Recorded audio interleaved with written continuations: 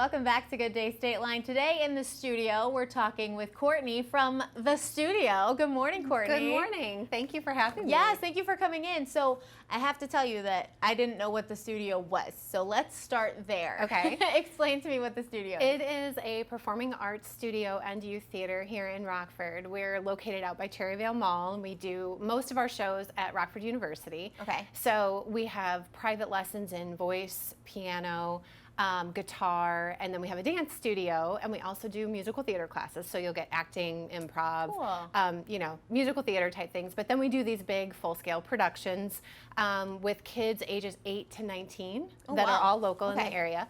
And normally we do about 4 a year. Obviously this year's been different.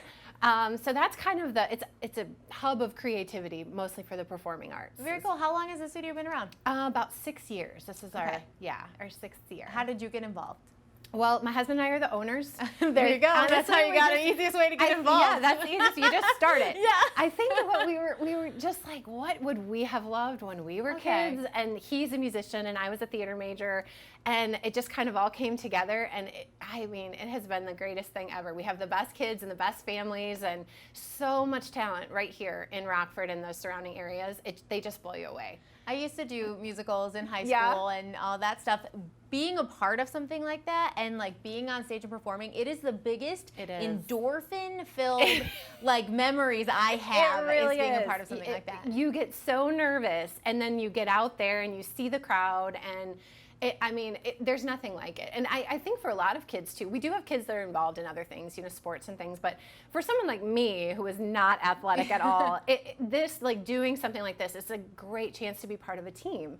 And so, they come out together, and it's their show. By the time it's being performed, it's their show. And so just seeing them, and all of the memories, if you've ever done anything theatrical, you know that it's just really, really special. So we're really about the experience, making the experience really, really fun, educational, of course, but the goal is just to have a blast. And like you said, it's a whole team, so it's not just kids who are the stars of the show. No, and everybody's important. Everybody has. Especially, it's so funny because I always say, if you're on the stage, somebody's looking at you. Yes. Someone's always looking at you. So I think that's a little bit of pressure, but at the same time, it makes you want to do your very best, because even if it's not everybody looking at you, someone is going to get, is going to be like. Their eyes are going to be on what you're doing. Oh, for sure. So. My brothers used to come see me perform and stuff, bring cereal, eat it in the audience. They're older than me, and just like pick out the kids that weren't doing what they were supposed to be doing. Yes. There's definitely, you definitely don't want to be that kid. No, you don't. Okay, so obviously you said in every other year except for 2020, you had 4 big productions every year. So what exactly happened in March? Where were you guys in the production schedule? What changed? We were on March 12th. We had our production of Music Man. Okay. And we were supposed to open on March 13th. Oh, which was Friday. That was when this all started. It was Friday the 13th. Friday the 13th. It was. And on March 12th, we got the call. I was actually in the grocery store, and somebody called me and said, "Did you see what happened?" And they had limited it to groups of 25. And so our production of Music Man just halted. And it's still kind of out there, like, are we going to be able to figure out a way to do this? But our casts are so big.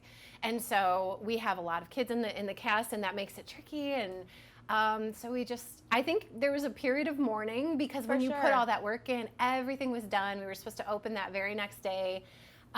It was very, very sad. And thinking about how much work the kids did, that has been really, really hard. And so then we were also supposed to do a production of Frozen, which we have postponed. And then my husband and I are writing a musical about the Rockford Peaches. Oh, that my has been postponed. Cool. I know. I can't wait to do it. It'll be next year. Someday, yeah. Yeah.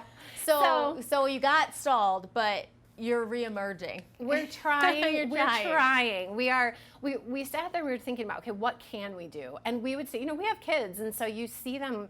Like I said, if you're a theater person and it's taken away from you, it can. If that's your creative outlet, it can affect you in a way, And we just wanted to give the kids something fun, something to put a smile on their faces, but also for the community, something they could come out to. Because my husband and I went on a date a few weeks ago. We're like, what do we do? There's not, there's just nothing going on. Yeah. And so to be able to offer something was kind of our goal. And we found this, not all shows are available to stream. Okay. But we found this little show, And we were like, what if we did a virtual show? And so they had streaming rights, and so we decided to do it. And then in a couple weeks ago when it went to phase 4, we were like, well, we could maybe turn this into a live event with just limited numbers. Yeah. And so we reached out to the Park District, and they have that Sinnissippi Music Shell, which is beautiful. And we're like, what if we did it here? And so that's kind of how it all got started. The Park District has been so great. You know, I know they want people in the parks, and of course we wanted to be able to bring smiles to faces, and it's very family friendly, super fun entertainment. So tell me about the show. What's it called? It's called Cyrano de Burger Shack. Yeah. So it's a riff on Cyrano. Perfect timing after we had those other burgers I had in Beloit.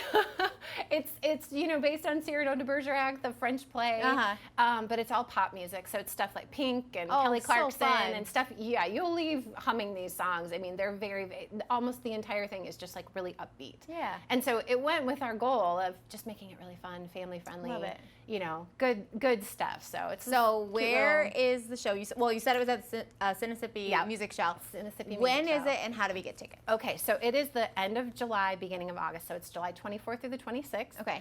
And then the 31st through the 2nd. And you can get tickets at we have a ticketing website, tickets.thestudiorockford.com. Easy. Yeah. And I'm guessing capacity is limited. It is very limited. It's general admission. So even though it's a big space, you know, we can only have 20% capacity. Sure. So everybody can still be safe and socially distanced. But it's more than what we could have had indoors, but it is still pretty limited. So once we hit that cap, we have to, you know. But at least there are multiple days. Yes. Multiple days, and you can actually go and do something. And do something fun. And see somebody perform something live in person. And it'll be, I mean, and I think you'll be tapping your toes and probably singing along. It's all going to be songs that you know. So, yeah. Awesome. Well, really Courtney, thank you so much for coming on and sharing you. this with us. We cannot wait to hear about the show. Maybe I'll go see it. Oh, it you should. Really fun. Let me know. Up next on Good Day State Line, we're making margaritas and introducing you to the Rice Bowl at Trucked in Beloit. We'll be right back.